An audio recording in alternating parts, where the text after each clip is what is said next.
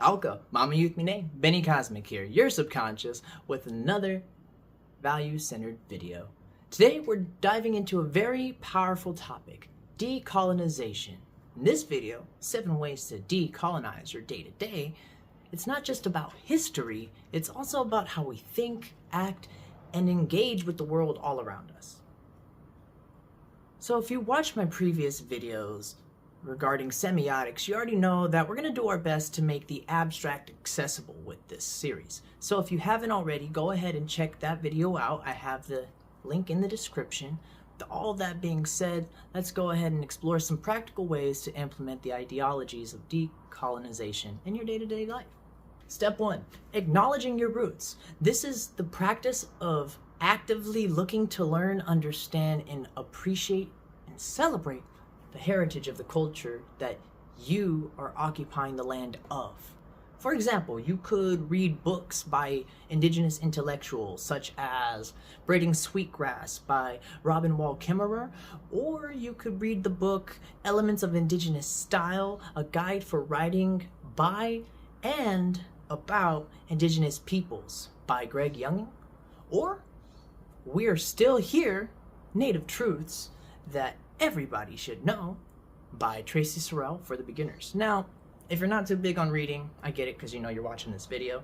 So you could look up talks by indigenous people and you'll see in-depth insights from a plethora of people in different fields that are all indigenous, voicing and giving our perspectives in fields that we were pretty much thought to not be allowed into, right? Just a few to name, examples. You'll hear from thinkers like Lila June, or Nitsiwaka Yawanawa, or Greg Deal, or even Nikki Sanchez, who has actually done a great bit of work in the decolonization field. There's TED Talks on that subject by her, in depth if you like more of the jargon. Which brings me to number 2, support indigenous rights movements, such as AIM, otherwise known as the American Indian Movement, or NCAI, which stands for the National Congress of American Indians. There's also NIYC, which is the National Indian Youth Council, and even more recently, the Water is Life movement, which has been headed by the Minai Wikone. Did my best to pronounce that, forgive me. And all of which are actively in need of awareness and support, hence why I'm doing it, right? Please share this out, tell people about it, look it up on your own, get that information. And more specifically, it could also be as simple as figuring out what local tribe is in the area you live in, because I promise you there's one there, and figuring out what their immediate needs are and stepping up. On to the next one. Number 3. Incorporating indigenous knowledge into your life. Now this one has a few examples that could be videos on their own, so if you hear any that you would like more information on and like me to deep dive or go into depth on, just leave a comment saying, hey, can you explain this more, because I'd really like a video. All of that is to say it helps me make better content for you as I'm trying to make this a living, so please communicate, outreach. I'd love to connect and start fostering the community more. Right? So the first example that comes to mind is just getting used to calling things the names they were given by the people who had reverence and lived with it. For example, the United States, you could call it Turtle Island because that's what so many people who've lived here for thousands of years before it was occupied called it. Or you could even take it a step further and start appreciating what people call weeds now are actually a lot of health beneficial plants that we have lost the knowledge of because of the social conditioning. And what do I mean by that? Fun fact, did you know the concept of weeds in a lawn actually stems from a cultural context of rich people wanting to show off their riches when they had mansions back in the Victorian era? And how does that even equate? Well, you build this home and there's a bunch of beautiful forest around, right? And you would think that'd be enough. However, rich people as they are, with their egos and sense of validation seeking through external sources, they felt the need to clear that out and plant grass lawns so that people may look at their riches from afar but never actually be close to them. That became the cultural norm because we've all been brainwashed to want to be like the rich people or the elites. However, if you're paying attention to my videos, you would learn in our semiotics video that weeds are just a symbol of elitism. And what I mean by that is a symbol is just an idea that's been given a word to represent a cultural context. So in the cultural context of being elitist in a Victorian era setting made you think that any plant that was grown and obstructed the view of your riches was considered a weed. However, when you take that out of the context and you look at your environment around you and you see plants that just grow without any sort of help whatsoever, that's something to pay attention to and learn. And you're getting told that a lot of those things are bad for you without any real evidence. It's usually just creative rhetoric.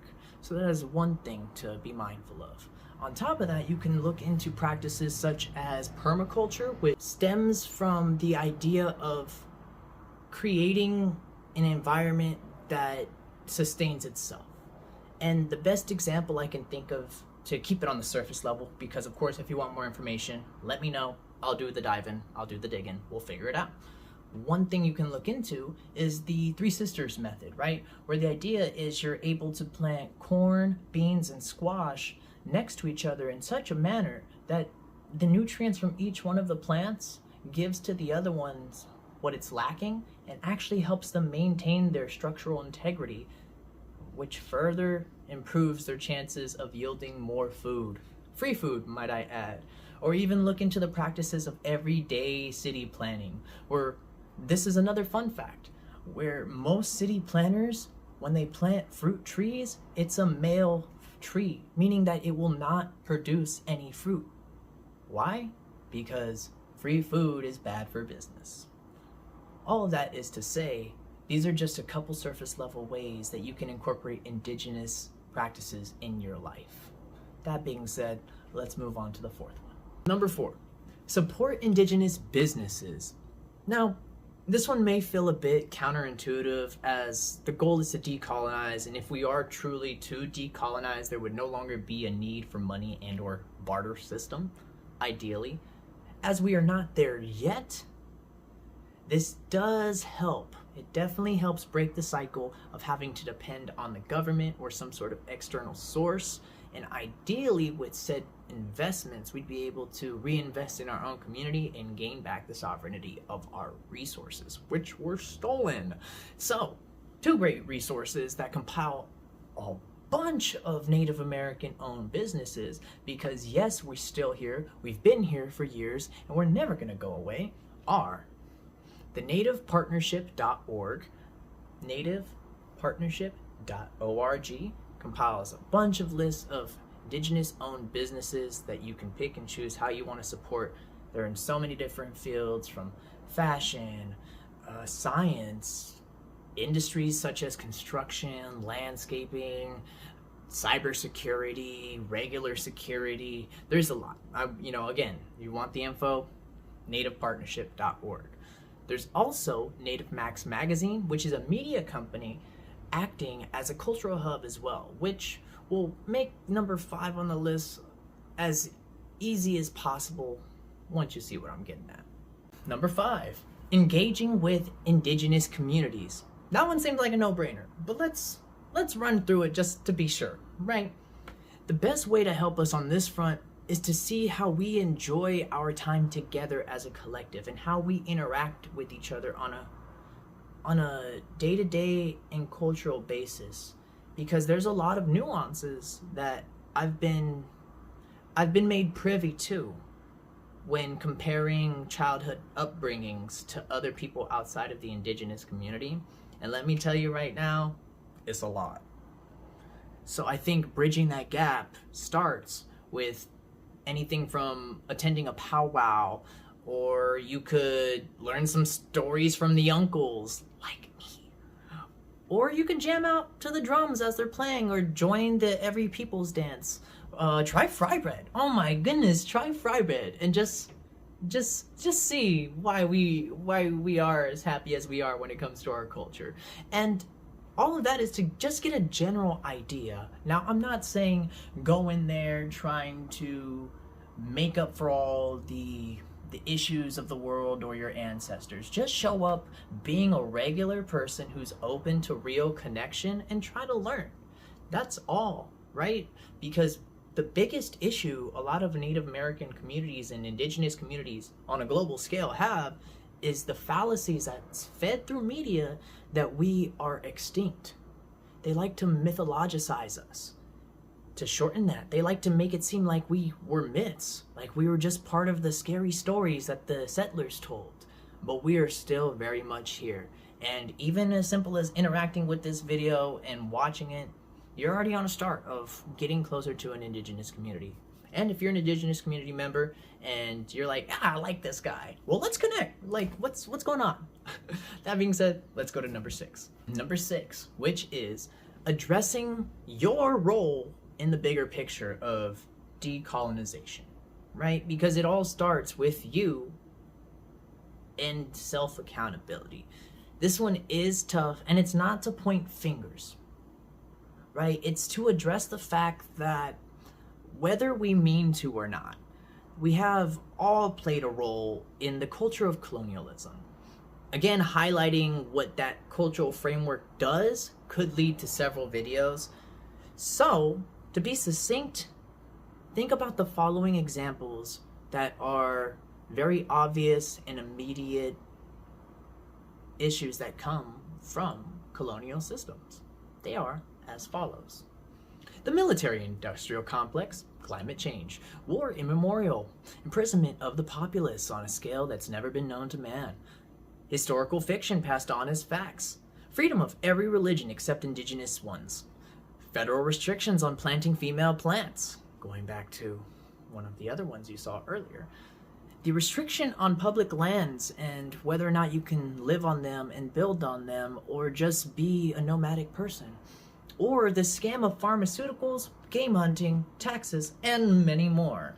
Again, if you want any of those topics broken down in depth, I can definitely do that for you. Let's go ahead and move on to number 7. Here we are, number 7. Thanks for sticking around. If you enjoyed this video and you're still here, then it's safe to assume that you're rocking with me. Go ahead and hit like, subscribe, comment if you feel like it. And if you're watching this on Reels and you're watching this through TikTok, hit me with that share, repost, comment. Let me know if I sound ridiculous or not, or let me know if I'm preaching the truth. Or you could be a lurker and just be like, and go about your business. All that is to say, number 7 is advocating for policy changes. Now this one ties into the rest with the specific actions of taking your knowledge and showing up to city council meetings in support of activists in your local area, ideally those who are vocalizing the issues of the indigenous peoples. And if there isn't someone there, then be that somebody. Right? You know, if you are doing all that you can and you're meeting with these communities and you get an idea of what they need on a local level, but no one can show up for them, that's your responsibility. You have all the means to do so. Funny enough, it's crazy to think about this, but here's a fun fact that's been true since 2024, is that most local offices, and when I mean by local government, I mean the mayor and everybody below that in your small town makes the decisions on whether or not you can do certain things in your small town or city, right? Most of those elections since 2024, maybe even way before, have ran uncontested. 70% of all local government in our country has been ran uncontested, meaning that most of those people who are in charge are only in charge because no one else was like, actually, I think I can do a better job, and then actually followed through, right? So think of that. Because if you're living in an area where there's so many things going wrong and it's as simple as changing the person in charge, then that seems like a no-brainer. Of course, easier said than done. Nothing worth doing is ever easy, but it is simple.